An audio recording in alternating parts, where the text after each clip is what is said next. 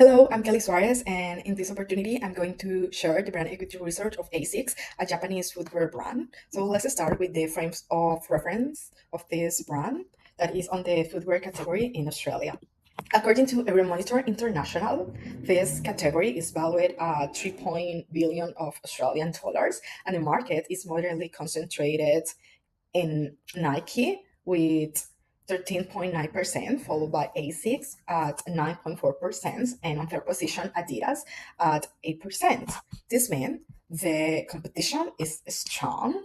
So to grow in this market, differentiation is key to ASICS for also closing the gap with Nike and protecting their top position against growing competitors such Adidas, Pumas, and On Running. When analyzing the target, ASICS in their last global state of mind report states that they are targeting individuals across almost the entire life cycle, from young adults in their 20s to older adults into their 80s. And according to Euromonitor International, Australasia is the strongest market of ASICS consumers. Those consumers are mostly recreational athletes that regularly practice running. But it's important to know that ASICS also offer products for experienced runners or athletes. And about the income, these people have a middle incomes. That means they can afford a premium product, but they need to feel that the price is justified. That's why they value quality, durability, but also comfort. And on the psychographic, a key insight is that ASICS consumers are strongly motivated by the relationship between sport and well-being. So according ASICS Global State of Mind report, physical activity is a way to manage stress and stay emotionally balanced for their consumers. And a key insight of this target behavior is that 40% of them are direct purchasers through both physical stores and e-commerce. And so to exemplify the previous point, I built the user persona Taina Takahashi. Taina is a Japanese Australian 20 years old nurse practitioner who earn a medium income and have a demanding job, both physically and mentally. So they run every day to feel more focused and feel balanced. For this reason, she values quality, durability, and comfort, and she choose to buy ASICS because ASICS offer quality and high performance, but also guarantees that their body is gonna be as safe and as calm as their mind. And that last insight summarize the position statement of ASICS.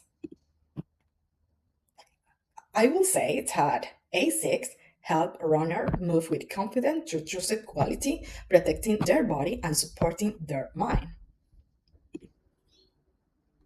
Now that we know the frame of reference, I'm going to share the point of parity that ASIC have to be one of the leader competitors on the footwear category in Australia.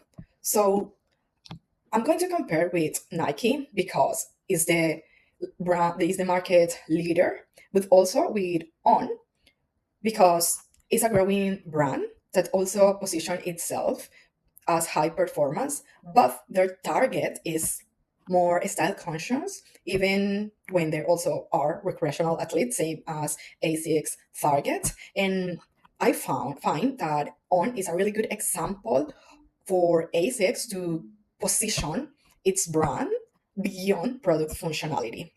And I'm also going to compare with Hoka because it's a niche brand for experienced runners, a target that is also important for ASICS. And Hoka is also positioned itself as a high quality and functionality brand. So it's key to understand how both brands manage their point of parity, but also their point of difference. So to start, it's important to know that point of parity are the minimum requirement that a brand needs to have to be a competitor. And on the category side, for the footwear category, especially for the performance running, those points are functionality and high performance. And as we can see on the slide, the leaders on those points are ASICS and Hookah. Meanwhile, ASICS have a better leadership on high performance as they have a huge variety of technology. Hookah performs better on functionality, offering footwear for multiple running environments. This high performance create a positive correlational POP that is that the brand can be perceived as reliable, and that's good because as Euromonitor said, brand truth can strengthen and support purchase decision in the sport fashion product.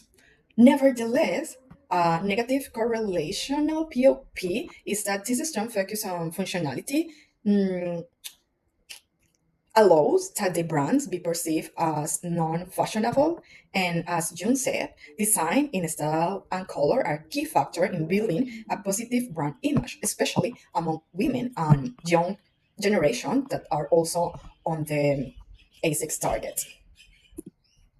About the competitive POPs, that are the areas in which the brand directly compete to strengthen their position in the market. I want to highlight that Nike clearly stand out as the strongest competitor because it has a stronger design, a strongest athlete endorsement, and also a higher worldwide presence with stores in more than 100 of countries. I also want to mention that athlete endorsement represent the weakest area for ASICS because as we can see on the slide, ASICS just have 27 running athletes, and while on running have 54 and Hookah have 44. So it's important for ASICS to attend this POP as athlete endorsement is important on this category to build trust. Now I'm going to talk about the point of difference that are the key characteristic of each competitor and the reason why they are unique when comparing with each other. So the first POD of ASIC is premium technology. This is desirable because their consumer want high quality products and also is deliverable because ASICs have the ASICS Institute of Sport Science and have been investing on research to improve their product quality and innovate. When comparing with other competitors such as Hookah and On, I can see that they also position itself with high quality characteristic, but those are different. As in the case of Hookah, their high quality is also focused on technology, but it's also focused on sustainability. That is something that we can't find on ASICS.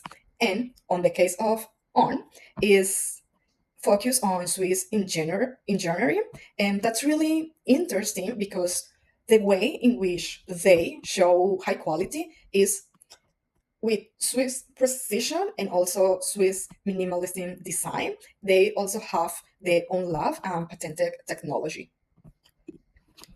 For ASICs, that one of their main point of difference being premium technology and the and as the other brand have some similarities can be risky because it's important for consumers to know specific huge difference among brands. Nevertheless, currently ASICS has a significantly higher market share than Hookah and on in Australia. So that's mean ASICS can keep working on other point of difference to strengthen their brand equity. Another point of difference is brand philosophy. That is desirable because well-being is a rising trend according with McKinsey and Company. It's a 2 trillion American dollar industry. So that's mean there are consumers interest in well-being, and also is the deliverable because that is related with the funding philosophy of the brand, some mind, some body. That also is their slogan. And I want to compare with Nike's brand philosophy, just do it, that is well known in the whole world. But there is a difference between both brands, that Nike motivates you to achieve, but ASICS believe in your well-being. And in a world in where well-being is a rising trend and mental health is an increasing reason for people to exercise, ASICS philosophy is more relevant than ever and is a really strong point to differentiate among others competitors. The last point of difference of ASICS is the medical endorsement that is desirable because it means authority and credibility, and is deliverable because ASICS have partnership with important organizations such as the Australian Physiotherapy Association, and this is a strong differentiator to build credibility in the market, as other competitors, for example Nike, use big names, athletes, or celebrities, but not medical endorsement. So far, ASICS is the only one doing that in a very technical way. And I also want to briefly mention another PODs of other competitors. In the case of Nike, their marketing and brand imaginary is their strong POD. That's the way in which Nike builds brand equity. On the other hand, On is proving that positioning as a more luxury booth and high performing footwear brand creates new markets by incursioning on the luxury segment that, according with Statista, is increasing and so far is representing the 6% of footwear sales in 2026. So even when ASICS has a high brand awareness is lower than Nike's one, and their performance and judgments are strongly related with product functionality. But they have a really good point on brand equity, that is a high loyalty among those consumers that really connect with their philosophy, that body and mind are connected. So now that we know the point of varieties and the uniqueness points of ASICS, let's to evaluate their brand equity. So to dig deeper on the brand equity level of this brand, I conduct research with 7 participants who have used the brand. 4 of them are recreational runners, and 3 of them are non-active participants. The results shows that among those 7 participants, Adidas was the most mentioned brand, representing 29%, followed by Nike with 24% and ASICS with 19%. That also have sense because those 3 brands are the market leaders. Nevertheless, it's interesting that Adidas is mentioned more times than Nike or ASICS, but that is possibly happening because Adidas and Nike offering more affordable options with acceptable quality. A second interesting insight is that when focusing specifically on recreational runners, 50% choose ASICS and 50% choose Nike. Some of the participants who select ASICS describe the brand mainly in terms of comfort and quality, while some of the ones that select Nike associate the brand with more style.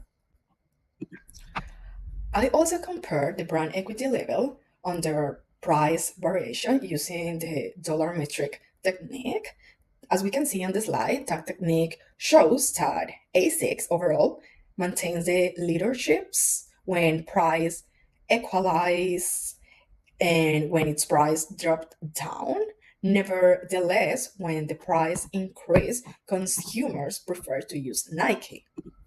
That means their consumers are really price sensitive. But uh, Interesting thing emerged on the scenario in which only ASICs rise their price to plus 60 Australian dollar, in which one competitor choose on.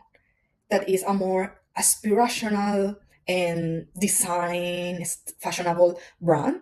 That might mean that some consumers are willing to pay more, but they need to know that the extra amount is really value for money. And that can be achieved by having a more premium or stylish brand as on does.